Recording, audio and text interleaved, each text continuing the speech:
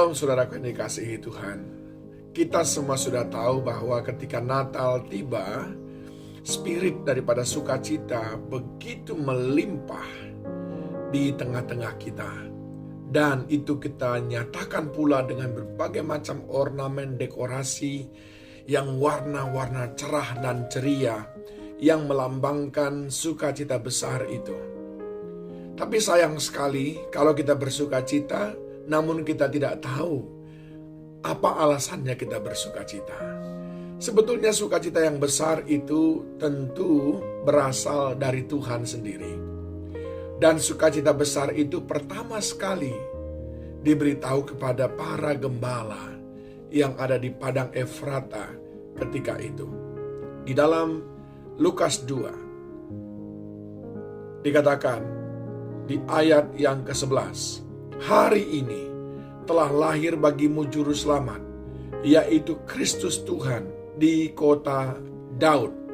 Oleh sebab itu, malaikat bilang ayat yang ke-10, lalu kata malaikat itu kepada mereka, jangan takut sebab sesungguhnya aku memberitakan kepadamu kesukaan besar untuk seluruh bangsa.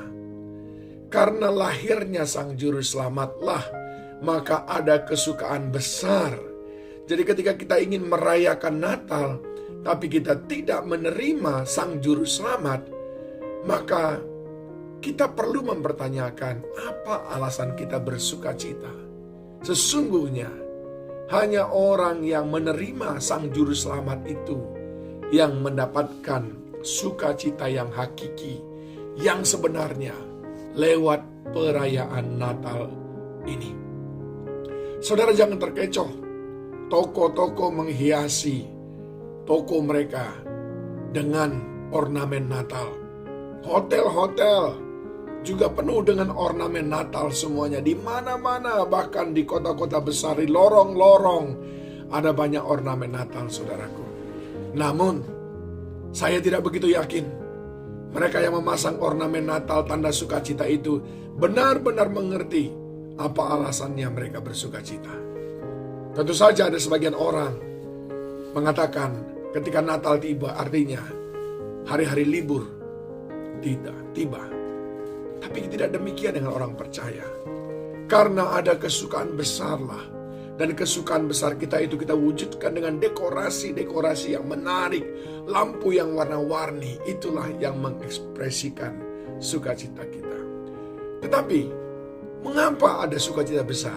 Nah, di sini kita perlu mempelajari lagi di dalam Yesaya pasal yang ke-9 ayat yang ke-5. Sebab seorang anak telah lahir untuk kita, seorang putra telah diberikan untuk kita. Alasan kita untuk bersukacita karena lambang pemerintahan ada di atas bahunya, sehingga sekarang dia adalah pemerintah kita yang memerintah dengan belas kasihan, yang memerintah dengan kasih sayang. Kedua, namanya disebut orang penasehat ajaib. Kini sudah tidak ada lagi mati langkah, sudah tidak ada lagi jalan-jalan yang gelap, sudah tidak ada lagi keputusasaan, karena dia selalu memberikan nasihat, memberikan jalan keluar, memberikan solusi bagi setiap pergumulan kita. Yang ketiga, dia adalah Allah yang perkasa. Mestinya kita bersukacita besar karena Allah kita Allah yang perkasa. Maria berkata, bagi Tuhan tidak ada yang mustahil. Yang keempat, dia adalah Bapa yang kekal. Kasihnya tidak hanya untuk satu hari, tidak hanya untuk 2 minggu. Dia adalah Bapa. Kasih Bapa yang dia berikan itu kekal dalam kehidupan kita. Dan yang kelima, dia adalah Raja Damai. Bukankah dunia sangat berkecamuk saat ini, saudaraku? Di mana-mana kelihatan kelam, gelap, gusam. Di mana-mana orang saling sikut sana sini, saling bunuh sana sini, saling mendahului, kompetisi sedemikian ketat.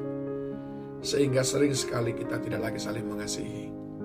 Tapi dia adalah Raja Damai.